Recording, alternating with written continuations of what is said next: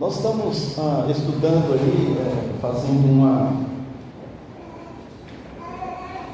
uma breve exposição do livro de Abacuque, e hoje nós queremos encerrar esse livro, que é um livro pequeno, mas é um livro tremendo, né? Como os irmãos têm observado. Eu trago como título uma confiança inabalável em Deus. O nosso texto vai do versículo 1 até o versículo 19 do capítulo 3 de Abacuque. Nesse livro, o profeta ele faz uma viagem, né? Ele faz uma viagem do vale do desespero, onde ele está no início da mensagem, no início do livro, e daí ele vai até o alto, né? Ele eleva aos mais altos graus aí da sua fé. Ele busca assim no passado as suas raízes para firmar a sua confiança no presente e no futuro. E ele faz esta viagem na longa redenção que Deus traz ao povo de Israel, a fim exatamente de enfrentar as crises que assolam não só a sua vida, mas também ali o povo do Senhor. Ao lermos essa parte da oração, nós podemos fazer quase que um esboço, não é, da história de Israel, de Egito até Canaã, porque várias frases que o profeta coloca, elas relembram, elas recordam as maravilhosas obras de Deus em favor do seu povo. Abacuque, nessa oração, que é um cântico, ele nos revela que Deus ainda é o mesmo. E com seu canto, o profeta quer animar, ele quer consolar o povo de Judá e também a nós hoje. Nós, os cristãos, devemos esperar e confiar no Senhor. É o mesmo Deus. O Deus que fez todas aquelas realizações ainda é o Deus dos dias de hoje. É importante nós termos essa completa ou essa correta compreensão da grandeza de Deus. Nós precisamos saber quem é esse Deus que nós servimos. E baseado nesse conhecimento, o profeta então ele consegue superar a sua crise. Ele consegue de fato vencer o seu medo, porque ele se volta para aquilo que o Senhor já tinha feito, e ele começa a se lembrar dos grandes feitos de Deus. Irmãos, não há um substituto para uma teologia correta, nem sermões e nem cânticos. Há muitos sermões superficiais, livros, e muitos cânticos da atualidade não podem ser, ou podem ser o principal fator que tem contribuído para o enfraquecimento da igreja. O crescimento do entretenimento religioso, sabe, em encontros, cultos e celebrações, nos quais a igreja do Senhor deveria estar celebrando, louvando a Deus, na maioria das vezes está celebrando e louvando a si mesmo. Estão buscando não um culto de adoração ao Senhor, mas um culto de prazer pessoal. Irmãos, nós somos o povo de Deus, nós nos reunimos para louvar ao Senhor. O nosso culto deve ser a Deus e não aos homens, sabe? O que levou Abacuque até o alto do monte, não é? Foi esse conhecimento, essa volta a quem era Deus. O livro de Apocalipse, o anjo chega à igreja e diz: vocês precisam se lembrar de onde foi que vocês caíram. Onde foi o momento? Qual o momento da sua queda? Sabe, a igreja precisa parar e pensar. Quando foi que nós deixamos de fato adorar o Senhor em nossas reuniões, em nossos cultos, em nossas celebrações? Onde foi que nós caímos? Quando começou essa coisa de o homem ser o centro do culto e não Deus? Quando foi que nós começamos a querer que a vontade da igreja seja feita nos céus e não a vontade do céu seja feita na igreja? Nós precisamos parar e pensar sobre isso. Nós precisamos voltar a essa adoração sincera, verdadeira. E o profeta, ele descobre essa necessidade, olhando para os feitos de Deus. Quem é esse Deus a quem ele manifesta? Os versos de 3 a 5 vão nos mostrar a glória de Deus, uma glória manifestada. E diz assim: Deus veio de Temã, do monte Parã, o santo.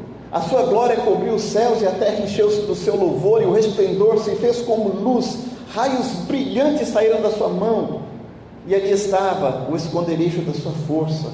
Diante dele ia pés, brasas ardentes saíam dos seus passos. Sabe, dessa forma de canto, Abacuque narra os gloriosos feitos de Deus na história de Israel. O fundo histórico aqui, amado irmão, é a lembrança dos acontecimentos do êxodo, ali do Egito até o Sinai. Temã, ao monte Parã, eles estão localizados entre Sinai e Edom. Os dois lugares recordavam essas intervenções do Senhor na época da caminhada do povo durante o êxodo, durante aquela caminhada ali no deserto, como Deus sustentou, como Deus guardou, como Deus manteve o povo. Sabe, Deus providenciou água, Deus providenciou a sombra durante o dia, calor durante a noite. Eles andaram por 40 anos, suas roupas não envelheceram. O Senhor manteve o seu povo. Foi ali nesse espaço geográfico que a glória de Deus fez tremer o monte, quando o Senhor apareceu para Moisés. Foi ali que Deus manifestou-se de uma forma salvadora, e que expeliu de fato o decreto de libertação ali do povo de Israel, ali do cativeiro egípcio. Sabe, dessa maneira Abacuque, ele está nos trazendo à memória esse Deus libertador, esse Deus que cuida, esse Deus que não desampara. Ele sabia que Deus julgaria Judá, ele sabia que Judá seria completamente esmagada, ele sabia que os assírios destruiriam completamente a sua cidade, não ficaria pedra sobre pedra. Ele sabia de todas essas coisas, e quem não ficaria desesperado? Mas Abacuque olha, e ele também sabe que aquele que vai fazer o juízo também é o Deus que liberta, é o Deus que salva, é o Deus que libertou o seu povo. Amado irmão, quem se levanta para julgar é o Senhor. O Deus que refugie em glória é um Deus santo. Ele não se deleita do mal, ele não tolera o mal, pelo contrário, ele julga o mal. Ele vem tanto para o julgamento do ímpio, quanto para a disciplina e restauração do seu povo. Irmãos, o pecado não ficará impune. Sabe, Deus nos cobra, nos disciplina. E quando Deus se manifesta, amados irmãos, a sua glória enche os céus, o seu louvor enche a terra. O Deus Santo, cuja presença refugie como a luz daquele que julga o pecado dos homens, ele enviou o seu juízo à terra do Egito, ele quebrou a espinha dorsal ali dos deuses. Vocês se lembram das 10 pragas? Cada uma daquelas pragas estava destronando um deus egípcio. Deus estava mostrando para o povo: eu sou maior que esses deuses, eles não podem resistir a mim. Cada praga desbancava uma divindade egípcia. Os versos de 3 a 7 mostram o poder de Deus. Vou tentar correr um pouquinho aqui, irmãos. Ele diz assim: parou e mediu a terra, olhou e separou as nações, os montes perpétuos foram esmiuçados, os outeiros eternos se abateram, porque os caminhos eternos lhe pertencem. Vi as tendas de Cusã em aflição, tremiam as cortinas da terra de Midian. 2 pontos são destacados aqui.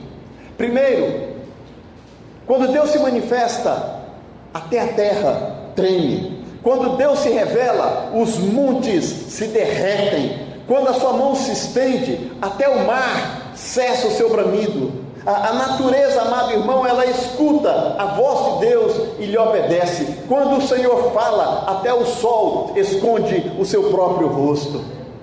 Esse é o nosso Deus.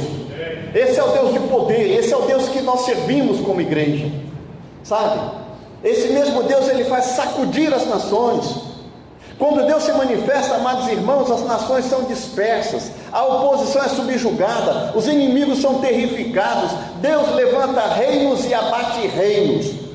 Ele suscita e destrói reis. É o Senhor quem entroniza e é o Senhor quem destrói. Se você está galgando alguma posição, se você está em alguma posição, querido, tenha certeza, foi o Senhor que te colocou ali. Portanto, não te esqueças de quem te levou até esse lugar. E como nos esquecemos rapidamente das bênçãos do Senhor, como nos esquecemos daquilo que Deus tem feito em nossas vidas e por nossas vidas e através das nossas vidas. Deus, ele está sempre no comando. Amados irmãos, as nações poderosas são para eles como um pingo d'água no oceano. Nada.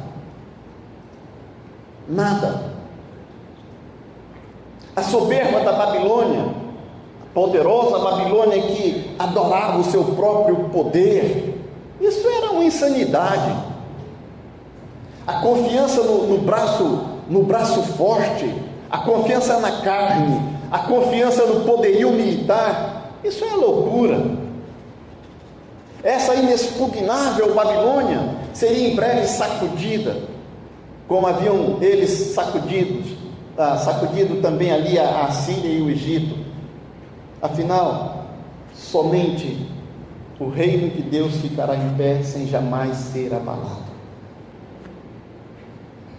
Irmão, tudo vai passar, mas a igreja do Senhor vai permanecer. Amém? Amém.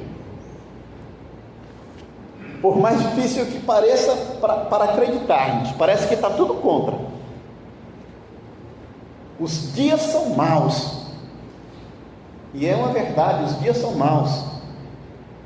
Quando nós olhamos para o nosso governo, quando nós olhamos para a nossa política, não tem nada de bom nisso, não tem nada de bom.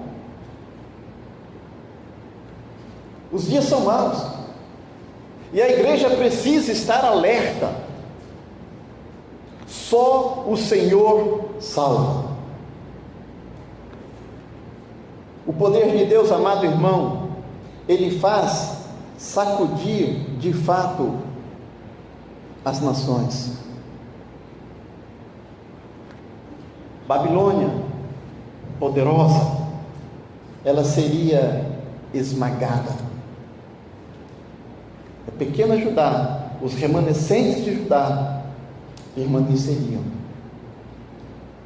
Os versos de 8 a 11, o Senhor, o profeta nos mostra assim, dizendo: acaso é contra os rios que o Senhor está irado?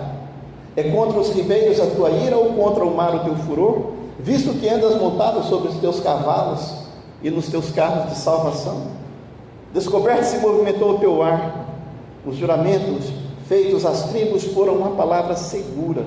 Tu fendeste a terra com os rios, os montes te viram, tremeram, a inundação das águas passou, o abismo deu a sua voz, levantou ao alto as suas mãos, o sol e a lua pararam nas suas moradas, andaram à luz das tuas flechas, o resplendor do relâmpago da tua lança. Quando Abacuque ele olha para Deus, ele vê Deus como o condutor de uma carruagem celestial. Sabe, essa carruagem que sai numa cavalgada vitoriosa. É como se fosse uma corrida, e uma corrida triunfante de Deus. O mar se abre, a terra é fendida, os montes se contorcem, sabe, as profundezas do mar escutam o barulho do tropel dos seus cavalos, o sol e a lua param, todos como que olhando o universo inteiro, dá passagem a esse guerreiro vitorioso, que sai montado em suas carruagens de vitória. Sabe, Abacuque meio que ele tira o esplendor da terra, ele tira todo o esplendor da natureza, para mostrar que o verdadeiro esplendor está no Senhor. Nem o sol brilha mais, nem a lua brilha mais, o esplendor agora é da glória de Deus. Os mares se aquietam, as terras fendem, para dar passagem a esse guerreiro vitorioso. Oh, amado irmão, é esse Deus que nós servimos, sabe? É esse Deus todo-poderoso. É nessa marcha triunfante de Deus que Abacuque nos mostra. Ele nos mostra esse caminho da vitória, e um caminho através da história do Senhor. Observa, ele diz: com indignação marchaste pela terra, com ira trilhaste os gentios, tu saístes para a salvação do teu povo, para a salvação do teu ungido, tu feristes a cabeça da casa do ímpio, descobrindo o alicerce até o pescoço, tu ultrapassaste as suas próprias lanças das suas vilas. Eles me acometeram tempestuosos para me espalharem, alegravam-se como se estivessem para devorar o pobre em segredo. Tu, com teus cavalos, marchastes pelo mar, pela massa das grandes águas. Sabe, o profeta, ele muda o cenário aqui. Antes era a natureza, né? Agora, os versículos de 12 a 15, que nós acabamos de ler, o cenário agora é a história. O profeta, então, ele começa a analisar o propósito desse guerreiro que vem montado nas suas carruagens de vitória. Primeiro, ele diz que ele vem para libertar o seu povo. O Senhor vem para libertar o seu povo. O Deus de Israel, ele revelou-se a si mesmo como um guerreiro, armado com as forças da natureza para salvar o seu povo. O remanescente fiel de Judá seria salvo, a nação de Judá não seria destruída. Como disse, amado irmão, a igreja do Senhor é indestrutível. Nenhuma força pode acabar com a igreja de Cristo. O Senhor é o seu defensor. Sabe, às vezes nós dizemos, somos mais que vencedores. Baseados em quê? Baseado na história do Senhor, baseado nas lutas que Ele venceu por nós. Por isso somos mais que vencedores. Nós estamos certos da vitória. Por quê? Porque é o Senhor quem luta por nós. O nosso general é Cristo, querido. A nação de Judá seria destruída. Não ficaria pedra sobre pedra. Israel seria completamente destruído. Mas não a igreja do Senhor. O Senhor sempre preserva remanescentes.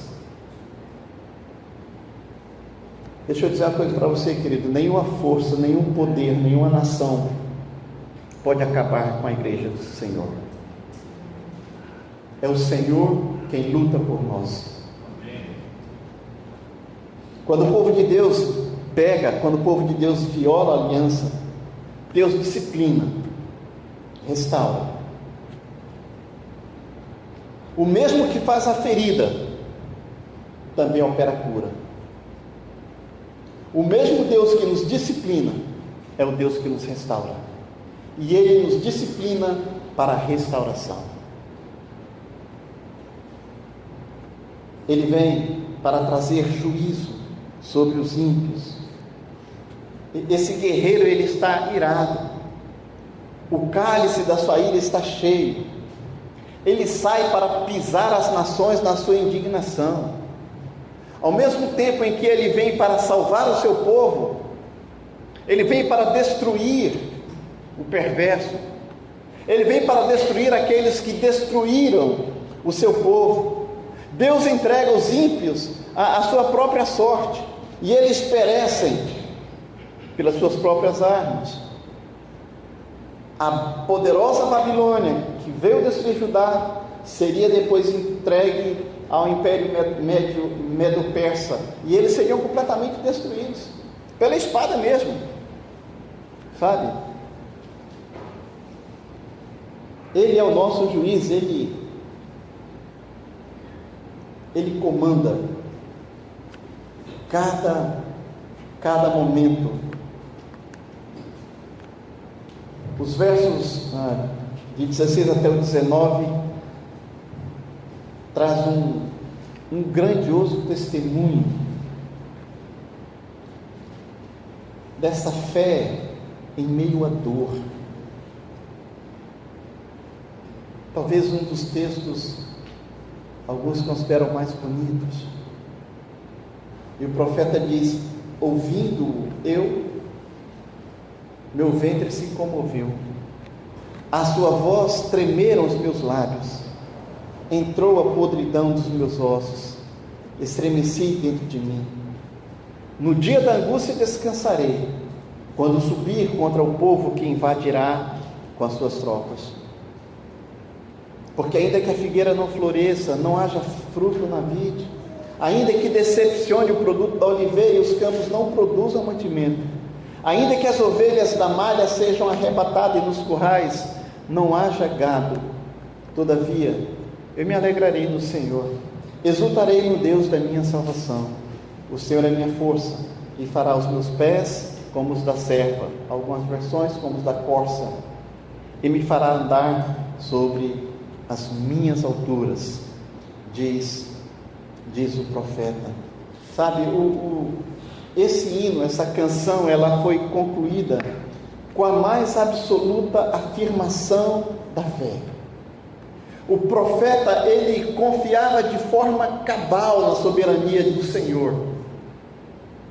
Ele confiava de tal forma a ponto de aceitar quaisquer circunstâncias como sendo dentro da boa, da perfeita vontade de Deus para ele. E nós não podemos perder o contexto disso. A cidade seria completamente destruída. Irmãos, crer é viável. A fé não é absurda, sabe? A fé envolve o sobrenatural, mas isso não a torna absurda. A fé não é um salto no escuro como querem os existencialistas. A fé é uma caminhada segura sob a luz. Deixa eu dizer uma coisa para você, querido. Se o homem tem perguntas, Deus tem as respostas. A certeza de ontem nos dá tranquilidade para hoje e projeta esperança para o amanhã. Sabe, se Abacuque tivesse dependido dos seus sentimentos, ele jamais teria escrito essa magnífica confissão de fé. Ao olhar para o futuro, Abacuque viu a sua nação rumando para a destruição. Ao olhar para dentro de si, ele se viu tremendo de medo. Os meus joelhos tropeçaram, os meus ossos perceberam toda a fraqueza do meu corpo. Quando ele olha para si, ele se vê tremendo de medo, e ao olhar ao seu redor, ele viu todo o sistema prestes a se desintegrar. Tudo que ele conhecia desapareceria. Contudo, quando pela fé ele olha para o alto, ele vê Deus.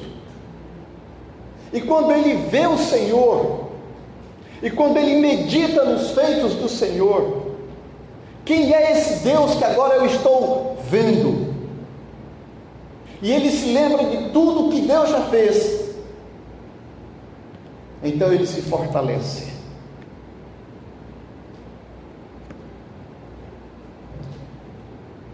Os seus medos desaparecem.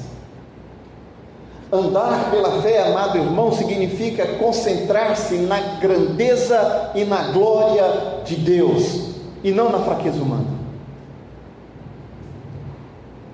O profeta nos mostra aqui algumas verdades. Quando o profeta ele ouve o relato dos feitos de Deus e tem a visão gloriosa de Deus, ele não fica só alarmado, mas também ele fica pálido, ele fica trêmulo, ele fica sem vigor. Quando Deus diz para Abacuque que eu vou destruir todo esse povo, e eu vou usar os assírios para fazer isso, ele não pode acreditar.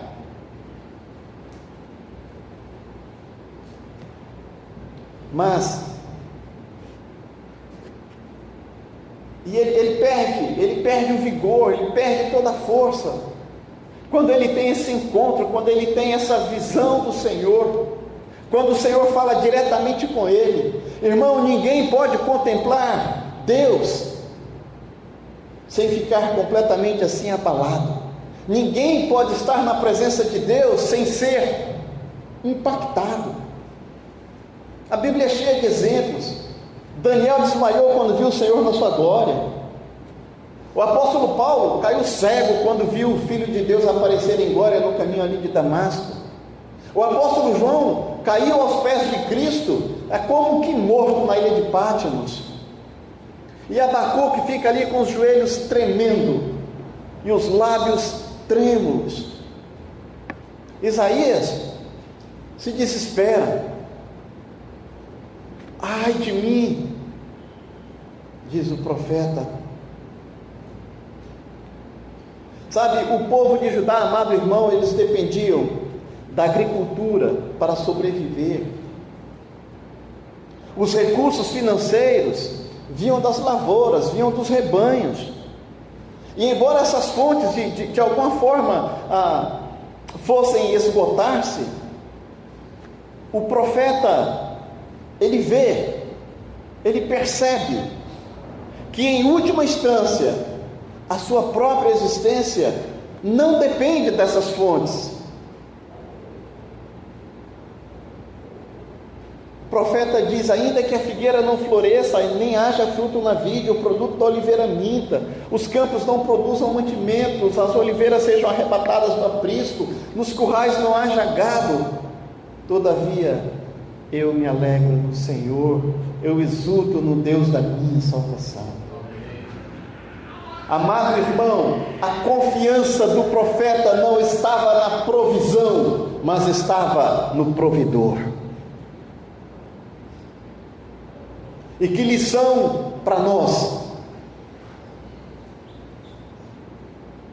Os recursos da terra podem falhar, mas os de Deus jamais falhará. Nós temos aprendido muito a confiar na provisão. Precisamos aprender a confiar no provedor.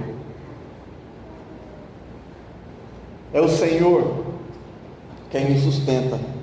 Como Jó, Abacuque estava pronto para perder tudo, menos a sua fé no Senhor. Há um hino que eu gosto muito, eu sempre canto, rompendo em fé, cada vez que a minha fé é provada, né?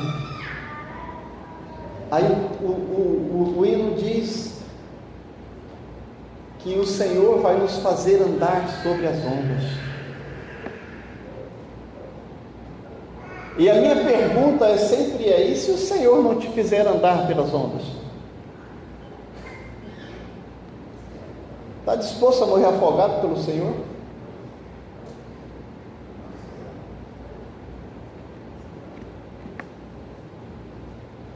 É tão bom, né?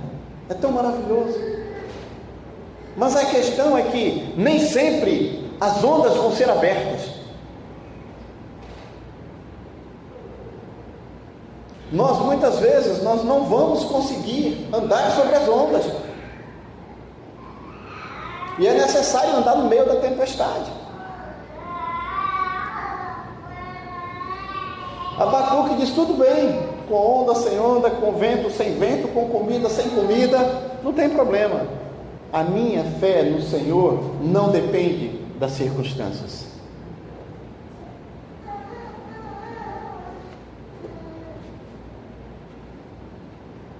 Abacuque fala alto para a nossa sociedade, essa sociedade de consumo, sabe, com os seus exageros nos valores materiais, no seu desprezo pelos valores espirituais. Irmãos, a posse de bens materiais não é necessariamente sinal de bênção e de vontades divinas. A fé em Cristo não garante de maneira nenhuma a entrada em uma vida luxuosa, numa vida de fartura. A alegria do profeta aqui, amado irmão, não é determinada pela presença de coisas boas e nem pela ausência de coisas trágicas. A sua alegria está centrada na pessoa de Deus. A sua alegria não está na prosperidade e nem na ausência de sofrimento. A sua alegria está em Deus. A sua alegria não depende das circunstâncias. Sabe, amado irmão, eu pergunto-me, quantos homens de Deus já foram alimentados com esta passagem? Quantos famintos leram esses versículos de Abacuque e encontraram ali alimento para as suas almas? Homens de Deus num período de perseguição, um período de sofrimento. Quantas pessoas encontraram conforto e profunda alegria espiritual nessas últimas palavras desse cântico de vitória? A alegria do profeta, amado irmão, não é um sentimento romântico infundado. Ele tem poderosas razões para alegrar-se. O fundamento da sua alegria está em Deus. Abacuque começa deprimido, devido exatamente à retidão e à justiça de Deus. Mas ele termina com essa alegre confiança na provisão e no poder sustentador do Senhor. Nós podemos ver esse contraste existente aqui na conclusão dessa profecia. Sabe, como ele estava perplexo quando ele iniciou o livro, e como ele termina o livro com tanta confiança. Em Deus ele encontra a resposta todo o suficiente para os seus problemas. Ele confiará em Deus, embora falhe em todas as bênçãos. Eu continuarei confiando no Senhor, embora todas as bênçãos materiais deixem de existir.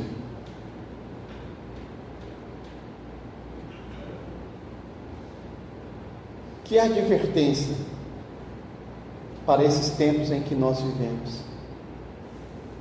Tempos em que nós confiamos muito mais na provisão do que no provedor. O próprio Deus oferece coisas essenciais. Primeiro, estabilidade e segurança. Deus é a sua fortaleza. Deus é o alto refúgio do profeta. Ele é a sua torre de livramento. Nenhum perigo, amado, pode nos alcançar quando nós estamos refugiados em Deus. Ninguém pode nos arrancar dos braços de Jesus. Nenhuma pessoa, nenhuma circunstância pode nos afastar do amor de Deus que está em Cristo Jesus.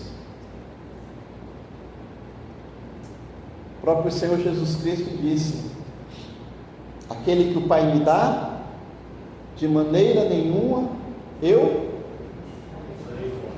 jogarei fora. De maneira nenhuma. Se nós estamos nas mãos do Senhor, nós estamos seguros, independente da circunstância. Amém.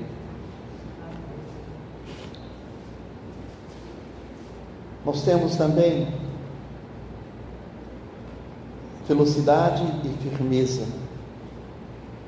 O Senhor não apenas aprumou os joelhos trôpegos do profeta, mas Ele lhe deu a velocidade da corça. A corça podia correr ou percorrer com pés ligeiros a escura floresta. O animal de patas ligeiras, ele pode subir os mais elevados picos e percorrer cumes e montes. A gente fala em costa, você já viu aquelas cabra montanhesa? No Nordeste tem algumas, né? Rapaz, elas vão naquela serra lá e ficam em lugar que você fica, rapaz, como é que aquele animal chegou naquele troço ali? Rapaz? Como é que foi que ele conseguiu escalar aquilo ali? Mas as cabras vão, a bicha são danada, como dizem, e essa é a visão dele, tá? Não importa a dificuldade, eu vou subir, eu vou escalar isso e vou conseguir subir.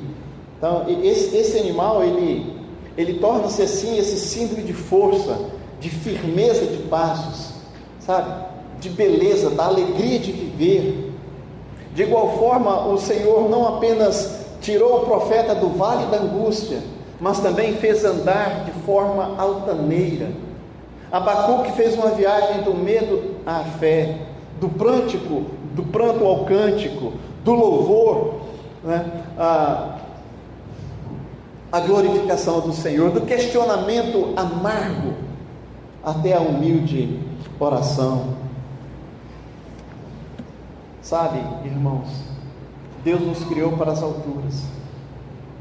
Se Ele nos permite andar pelos vales, era para que nós possamos esperar nele. O Senhor nos fará subir com asas como águia. Isaías 40, 31. Mas Ele nos permite passar por vales.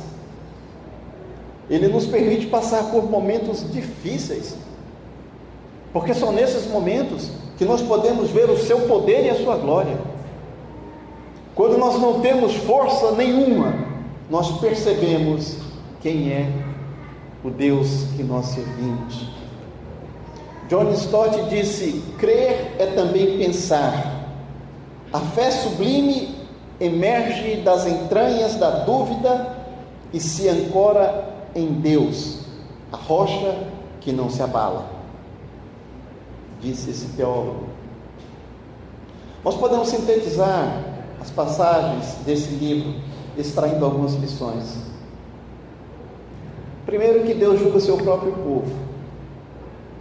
Deus é santo e justo, e Ele não faz vista grossas ao pecado. É povo do Senhor, mas Deus disciplina. Ele começa o seu juízo exatamente pela sua casa. 1 Pedro 4, verso 17. Porque já é tempo que comece o julgamento pela casa de Deus. E se primeiro começa por nós, qual será o fim daqueles que estão desobedientes ao Evangelho de Deus? Mas o Senhor começa disciplinando por nós. Outra coisa que nós aprendemos desse maravilhoso livro é que a história tem rumo. Eu disse que a história não é cíclica. A história não é um acaso. Não é uma caminhada para o caos. A história, ela é linear. Ela marcha para a consumação gloriosa, para essa vitória retumbante de Deus e do seu povo. Deus já estabeleceu isso e assim será, irmão. Aprendemos também que os violentos serão punidos. Aqui nós temos uma lição moral. O que você planta, você colhe. Não tem como fugir disso.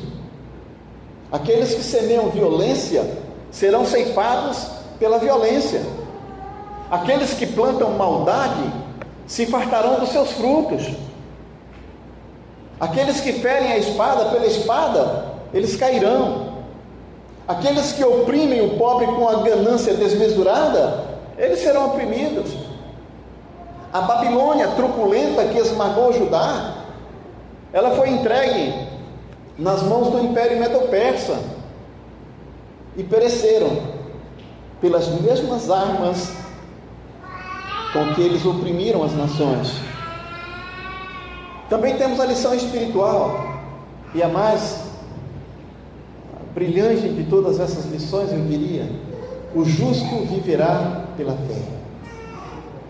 Sabe, ainda que o mundo ao nosso redor se transtorne, ainda que os ímpios se levantem furiosamente contra nós, ainda que nos faltem recursos materiais para uma sobrevivência digna, a nossa aliança permanece inabalável em Deus. É pela fé que vivemos, é pela fé que vencemos, é pela fé que triunfamos. E o profeta nos ensina exatamente isso, independente das circunstâncias. O Senhor nos levará à vitória no final.